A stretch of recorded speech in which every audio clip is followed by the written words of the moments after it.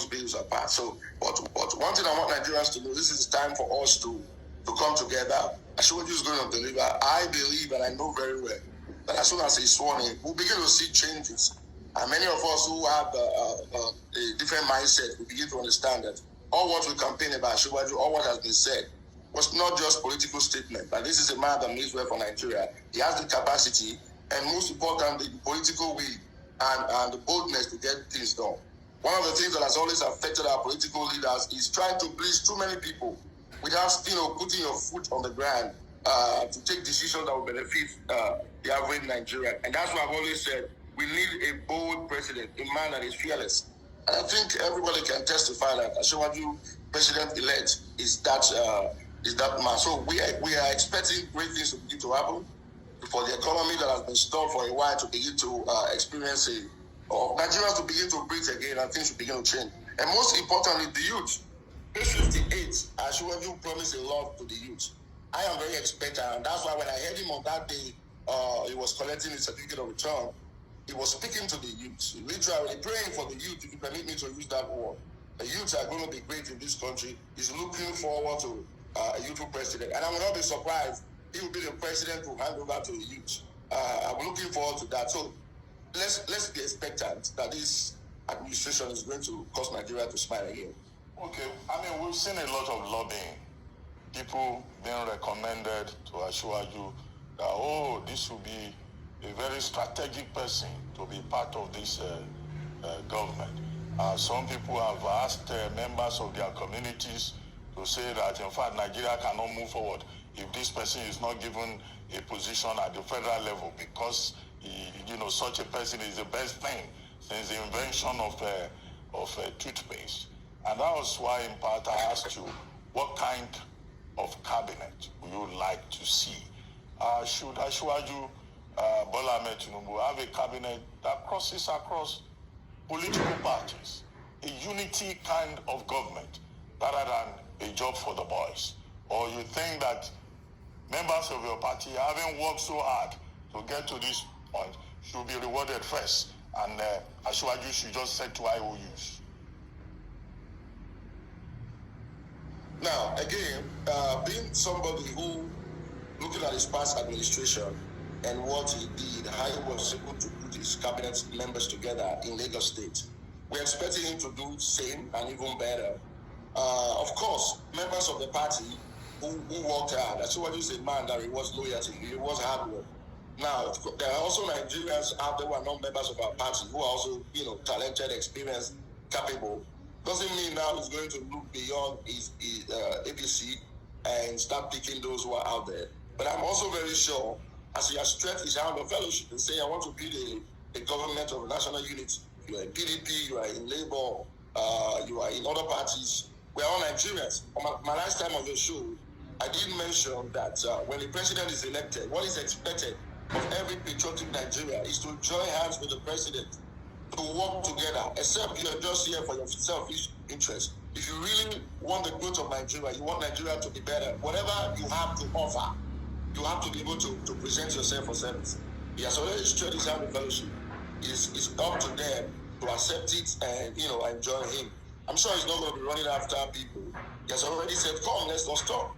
As many that are willing, the door is open for Ashwaju's door is open, president-elect, for them to join hands together. So it's not totally up to him now. It's up to our opponents, those who are in other parties, understanding that they are Nigerians, to be able to embrace him as he has already done. So, but we are expectant that Ashwaju is going to have a great cabinet.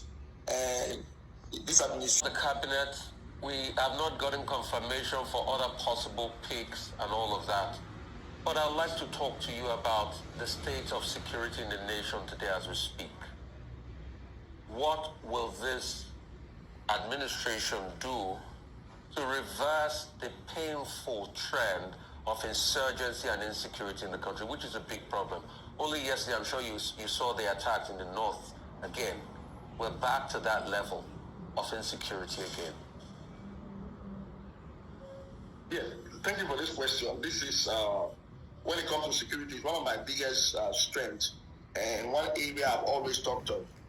And during campaigns, I've always said no country will progress economically when security is not put in place. And the security situation in Nigeria, sometimes you ask yourself, is it that our police officers, our military men are not capable? What is actually the problem? Yes, there are things that need to be done. First of all, Asiwaju President-elect during campaign talked about employing more military officers. I remember the day he gave such speech, people were wondering, why will he, I think that's the day he mentioned Agbado and the rest. People were wondering, you mean you're going to hire you're going to hire young people in the military? That's exactly what we need. The manpower is very low. We don't have much of equipment, and yet we don't have more manpower.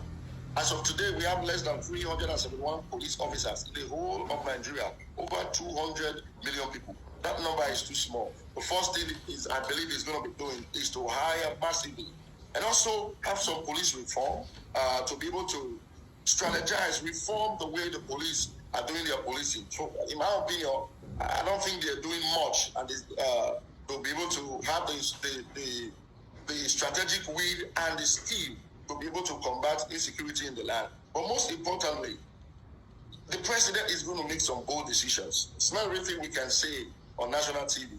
I'm sure he's going to put his foot on the ground to make sure that the insurgency in the north is covered and put an end to it. That's why one of the reasons I voted and I stood with Asiwaju is a man that will put Nigeria first to make sure the insecurity in the land, whatever is needed, is taken care of. And I also quickly throw this in. When you talk about insecurity, go to various states. Are you aware that each governor allocated security votes? Most times, governors are not doing enough to ensure that their state is safe and secure. As governors, they are the chief executive officer of their state. So in as much as the president will be doing a lot to ensure that Nigeria is safe, governors who are the chief security officers of their state, we have to join hands, regardless of which party you belong to, ensuring the security vote allocated to your state. We are able to, get more vehicles for the police, be able to allow our police officers have a livable condition. That is our way of policing, our way of doing things that has not produced any good results. Okay, I mean, you were originally a presidential aspirant on the platform of the APC before you decided to withdraw. You've been part of the campaign.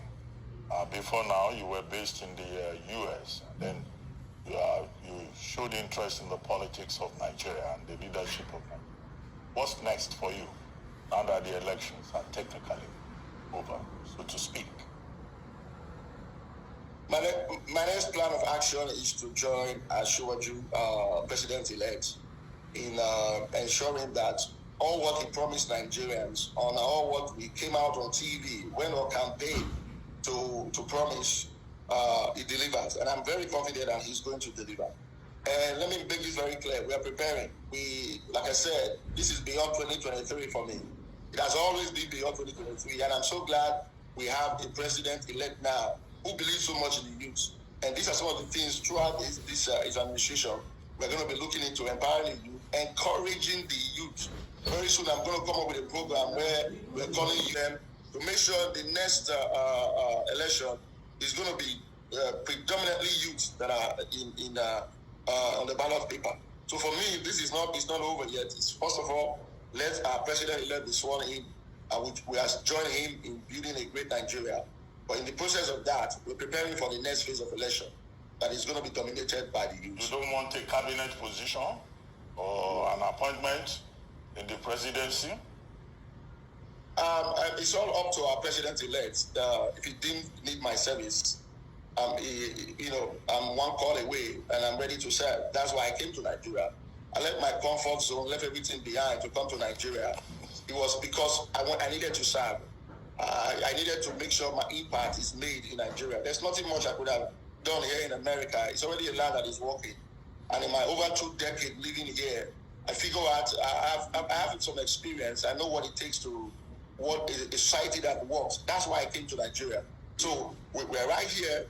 If Asiwaju, president-elect, needs our service, we're a phone call away. We're ready to serve. But for now, we're wishing him all the best. We're praying that he delivers, and he really surprised Nigeria. That will really gladdens my heart, because we receive so much heat from people supporting him. I mean, so much hatred.